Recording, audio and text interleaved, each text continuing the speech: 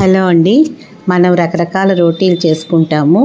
అందులో చాలా వరకు పొటాటో లేదంటే వేరే ఏదైనా కర్రీ చేసుకొని తింటూ ఉంటాం. లేదంటే జామ్ ఇలాంటివి వేసుకొని తింటాము. లేదు ఆమ్లెట్తో కలిపి తింటాము. ఈ యమ్మీ రోటీలో మనము ఆమ్లెట్ అంటే ఎగ్ ఆమ్లెట్తో పాటు పన్నీర్ కూడా కలిపామండి.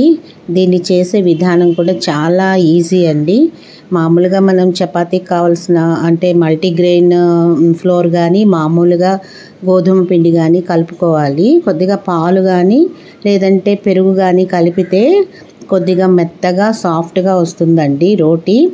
సో మీరు ఈ రోటీని చేసుకున్న తర్వాత కొద్దిగా నెయ్యి అది వేసి పొరలు పొరలుగా రావడానికి కూడా చేసుకుంటే చాలా బాగుంటుందండి. సో ఇలా చేసుకున్న ఈ రోటీని మనము నెమ్మదిగా ఒకవైపునే పెనం మీద కొద్దిగా ఆయిల్ వేసి కాల్చి తర్వాత దాన్ని తిప్పిన తర్వాత సిమ్లో పెట్టేసుకోవాలండి స్టవ్ని.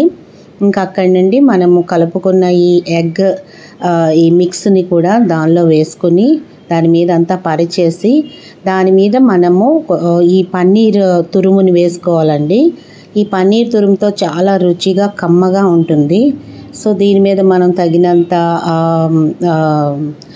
కొత్తిమీర ఇంకేదైనా మీకు కావాల్సింది ఏదైనా సరే వేసుకొని దాన్ని నెమ్మదిగా ఒకసారి మూత పెట్టి కొంచెం సేపు అయిన తర్వాత తిరగేసుకోవాలండి.